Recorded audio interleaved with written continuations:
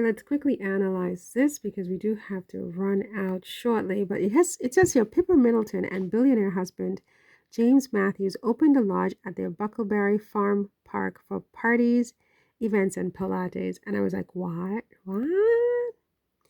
So Pippa is married to a billionaire and she didn't help her parents with their bankruptcy. So, okay, so you can't really fault William that much, can you? Because Pippa is married to a billionaire. Kate is married to the next king of England. I mean, these are some good marriages. Good for you girls. And neither of them could have helped their parents out of their bankruptcy. That's kind of weird. Okay, it says here the lodge at Bucklebury Farm in West Berkshire is open for business. The lodge at Bucklebury Farm. I like the name of that. Okay. Um, Pippa Middleton and hedge fund billionaire husband James Matthews have opened Bucklebury Farm Parks Lodge in Berkshire for parties, events, and Pilates. Mm-mm-mm-mm-mm. They should have gone for 3 Ps. Parties, something, and Pilates. Anyway, while the Middleton family have cut ties with the mail order business, Party Pieces, which went into administration last year, Pippa and James have not been deterred from the party business altogether. I'm surprised about this just because why didn't they just bail out their parents? It means that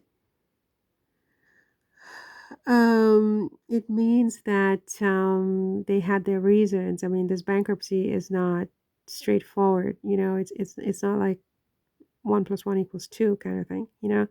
It's very complicated. It says here in 2020, Pippa and James snapped up 72 sprawling acres. That's just 4 years ago during COVID.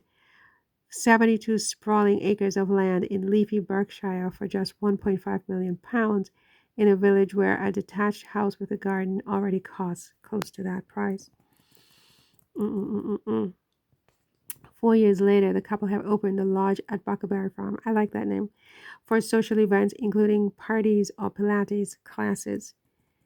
So it says here, Daily Mail's diary editor Richard Eden, revealed in Eden Confidential, Carol's son-in-law, James Matthews, bought Bucklebury Farm in Berkshire for $1.5 million in 2020.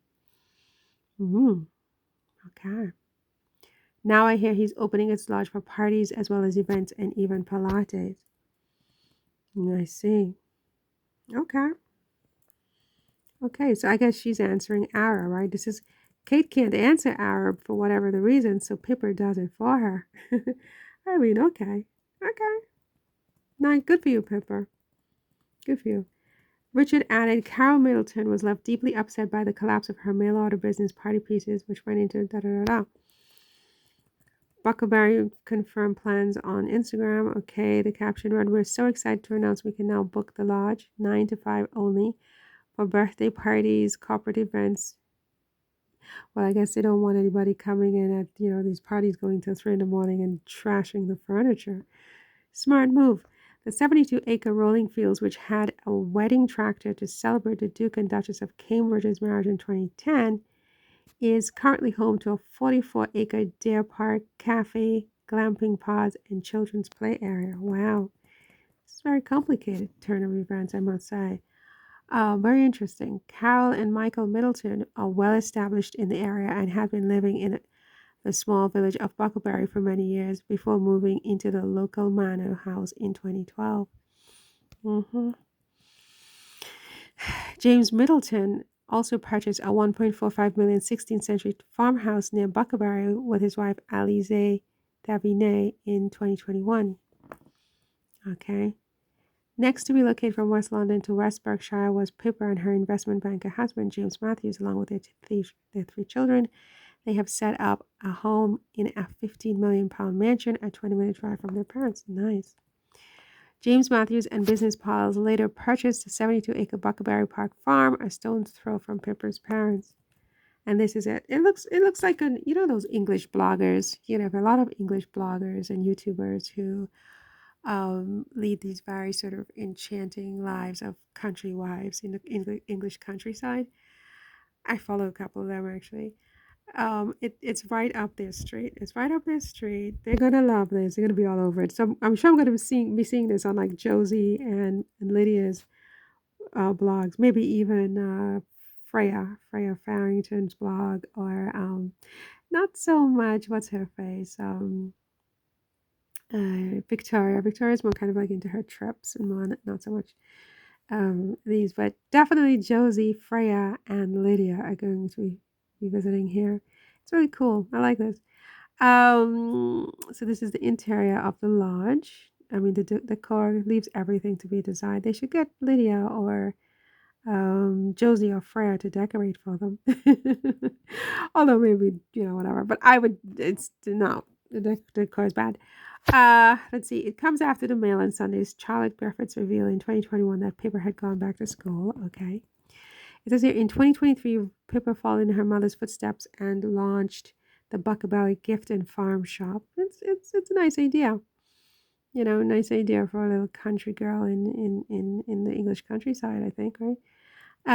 It says here she didn't have to look very far for inspiration. Her mother, Carol, set up multi-million-pound business party pieces from her kitchen table in 35 years ago. Oh, wow. However, Pippa's online shop appears to be catering to a rather more affluent and eco-conscious clientele. This is the interior of the house. It's nice. It's nice. I mean, yeah, it's nice. Okay. Like the exterior. Nice, right? It's like a farm and a deer park. So yeah, okay. So that was, if Kate can't answer Megan directly for whatever her reason, Pippa does it, right? They are very tit for tat diplomacy, darlings.